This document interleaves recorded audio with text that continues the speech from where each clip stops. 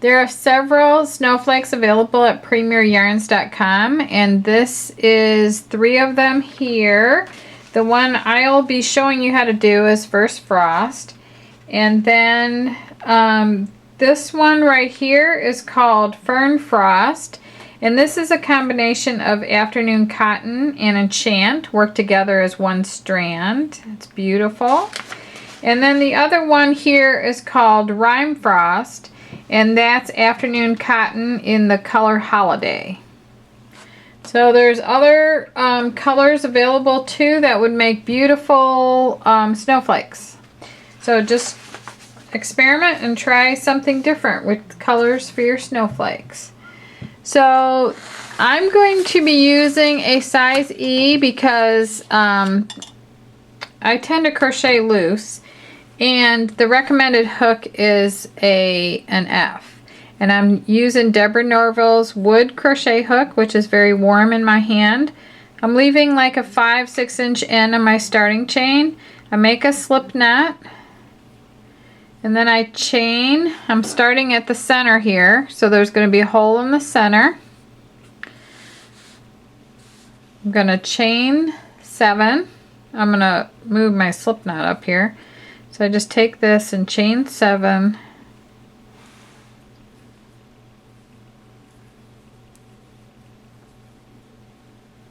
Like that. And then it says to join with a slip stitch to form a ring. So to do that, I'm going to join in the first chain. And then I'll bring that through here. And then it says chain 3, and that's going to count as my first double crochet. And I'm going to work 2 double crochets into the ring. And I also work on the end around, I work over the end of my starting chain. So I'm working into the ring and over my starting chain at the same time, and I'm going to work 2 double crochets.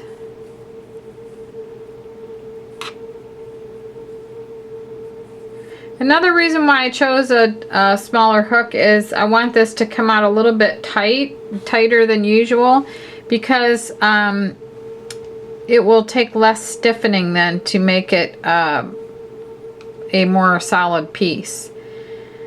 So you chain 3 and you work 2 double crochets into the ring just like this, and then you chain 3, and then you work 3 double crochets into the ring 5 times.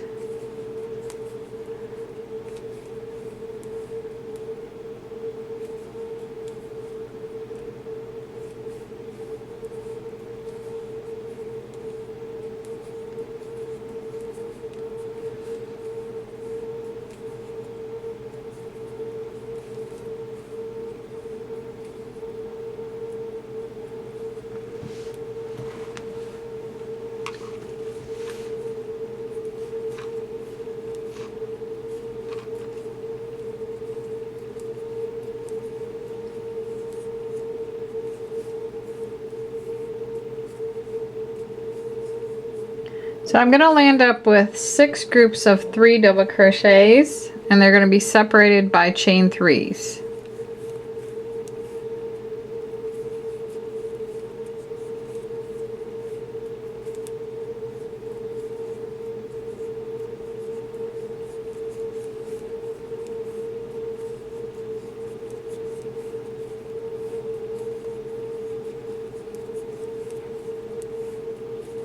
This is really nice yarn to work with. So I've got 1, 2, 3, 4, 5, and then chain 3, and then 3 doubles for the last set of 3.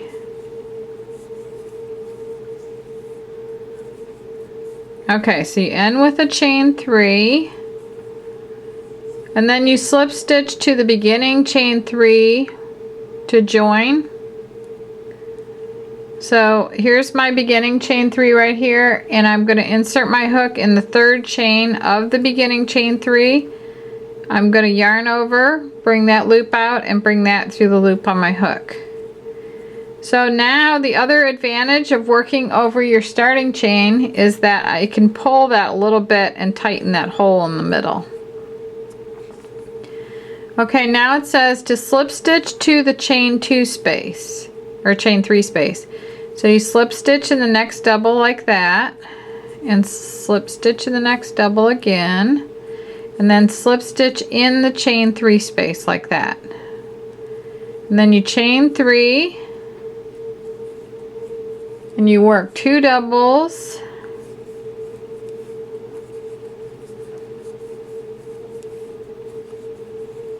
chain 2, and 3 doubles in the same space.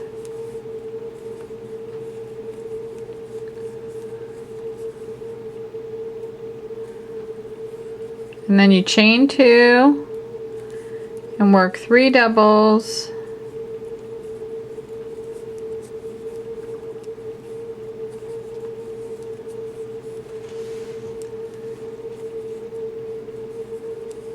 chain 2,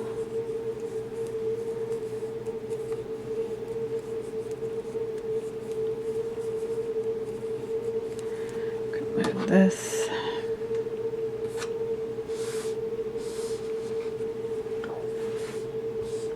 I'm always trying to make sure that there's no distractions here. I try. Okay, so I'm going to chain 2 in between my, it's kind of like a shell, the 3 double crochets, chain 3, 2 and 3 double crochets. Well, I may have done a chain, no, I did chain 2s back here, so they're all chain 2s. So basically in every chain 3 space you're working 3 doubles, chain 2, 3 doubles, then you're working a chain 2 before you go on to the next shell. So you're going to have 6 shells. So it's like this right here. That's the round right there that I'm working on.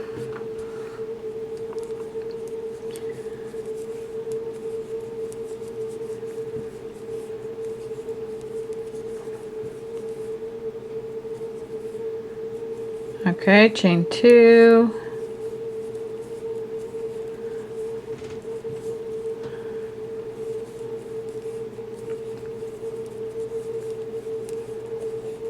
I'm purposely trying to make this tighter too as I'm crocheting. We've been getting a lot of requests lately for help on tension. A lot of people are too tight when they're crocheting. I used to be that way, but not now.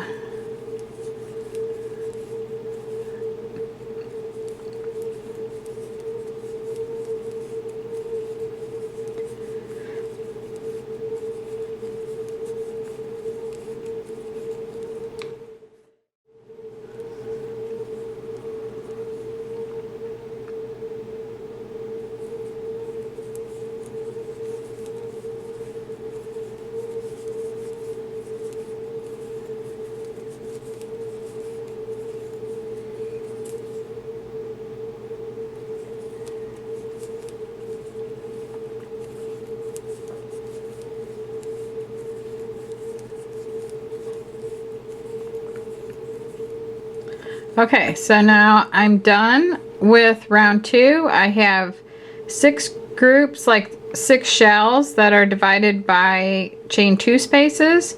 So I have 1, 2, 3, 4, 5, and 6. And now I'm going to join with a slip stitch to the first, to the top of that chain 3 like I did in round 1. Okay. Now it says to slip stitch to the chain 2 space, so I'm going to slip stitch in the next 2 doubles,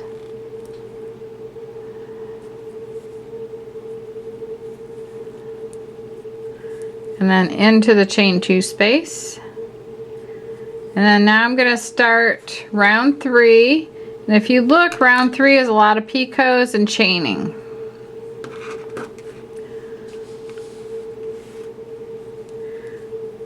So now I'm going to chain 5 and I'm going to slip stitch in the 5th chain from hook 3 times.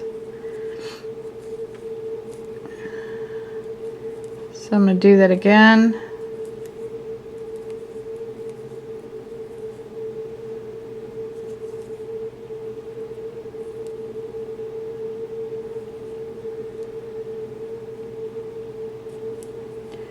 1, 2, 3, 4, 5.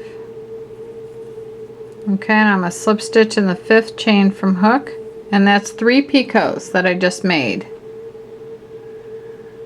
And then it says slip stitch in the 3rd slip stitch from hook, which is the base of the 1st picot. So there's 1, 2, 3rd chain from hook, and it's the base of the 1st picot. Like that, and then that forms the little group right there. So next you slip stitch into the chain 2 space, and that triple little group of picots is finished. And then you slip stitch in the next 2 double crochets, and then you chain 11,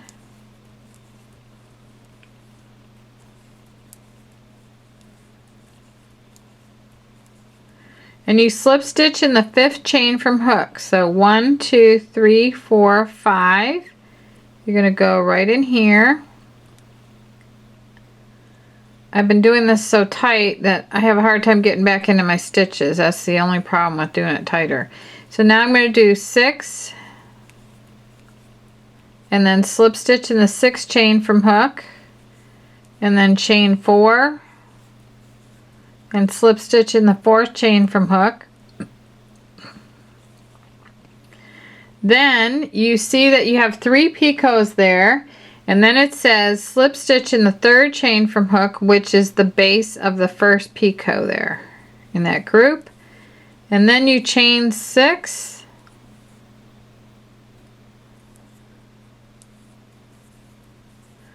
and then it says to skip the next 2 double crochets. So I worked in this one, so I'm assuming it's this one and that one. And then you slip stitch in that double crochet, and then you slip stitch in the next one and the chain 2 space, and then you start over again. Then you just repeat this 5 times more until you've worked all the way around your snowflake.